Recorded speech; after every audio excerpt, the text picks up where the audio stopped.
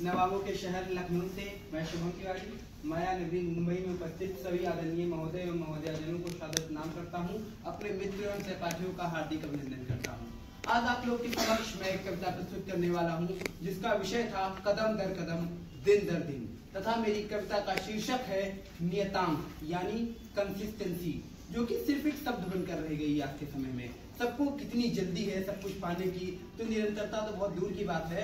और वर्तमान जो पीढ़ी है मैं उस पर व्यंग कसूंगा, साथ ही साथ उसके बताने का प्रयास करूंगा कि हम निरंतरता से कितनी दूर जा रहे हैं और हमें कैसे उसे अपने जीवन में अपनाना है और कैसे उसके साथ हमें आगे उन्नति की ओर अग्रसर होना है। तो मां शारदे को प्रणाम करते हुए मैं कविता का पाठन प्रारंभ करता हूँ कि जो ज्यादा दौड़ लगाते हैं वो औंधे मुंह गिर जाते हैं। जो ज्यादा दौड़ लगाते हैं वो औंधे मुंह गिर जाते हैं, और जो खड़े सोचते रहते हैं वो सोचते ही रह जाते हैं। और मंजिल तक पहुंचने वालों की मैं एक पहचान बताता हूँ, वे नियत दिशा में नियत वेग से नियत ही बढ़ते जाते हैं। वे नियत दिशा में नियत वेग से नियत ही बढ़ते जाते हैं। और हम सभी विद्यार्थी हैं, और विद्यार्थियों के जीवन में निरंतरता का क्या स्तर है वो आप समझिएगा कि अभी तो पूरा साल है बाकी, धीरे धीरे पढ़ लेंगे सब। अभी तो पूरा साल है बाकी, धीरे धीरे पढ़ लेंगे सब। 6 माह अभी भी बचे हुए, 2-4 रिवीजन कर लेंगे। अब 6 माह अभी भी बचे हुए,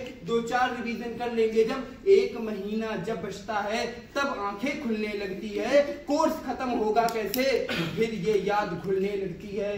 कोर्स खत्म होगा कैसे फिर ये यादें घुलने लगती है। अंततः और अपनी ऐसी हरकत को किस्मत का दोष बताते हैं, अपनी ऐसी हरकत को किस्मत का दोष बताते हैं। खोई हुई निरंतरता को वापस ना ला पाते हैं, और मंजिल तक पहुंचने वालों की मैं एक पहचान बताता हूं, वे नियत दिशा में नियत वेग से नियत ही बढ़ते जाते हैं। और जो युवा है, जो पीढ़ी है, उसको एक नाम दिया गया है जेनजी जनरेशन।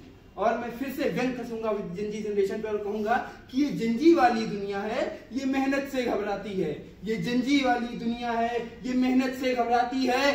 सीढ़ियों पे चढ़ेगा भला कौन जब लिफ्ट ही लेकर जाती है। सीढ़ियों पे चढ़ेगा भला कौन जब लिफ्ट ही लेकर जाती है। लेकिन सीढ़ियों से ये फिसल गए, थोड़ा नीचे आ जाओगे और पुनः खड़े होकर के फिर आगे बढ़ जाओगे। और लिफ्ट में आने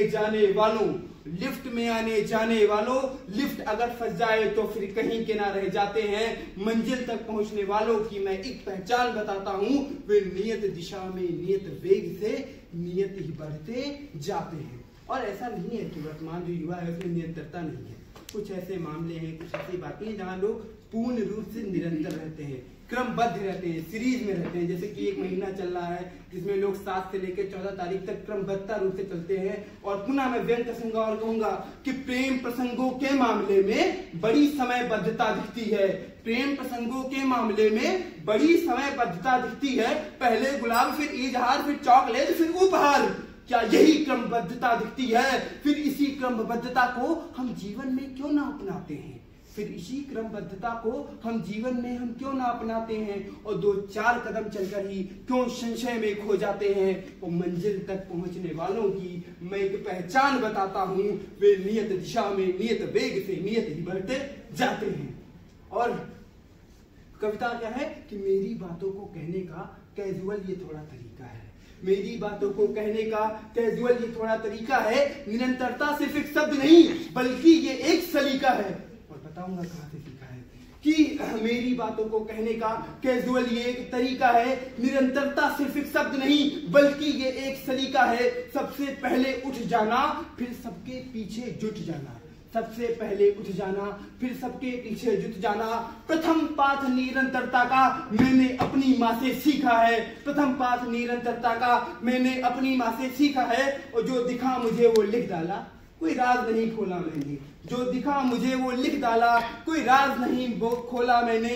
सब दिल पर रखकर हाथ कहो, क्या सत्य नहीं बोला मैंने। सब दिल पर रखकर हाथ कहो, क्या सत्य नहीं बोला मैंने।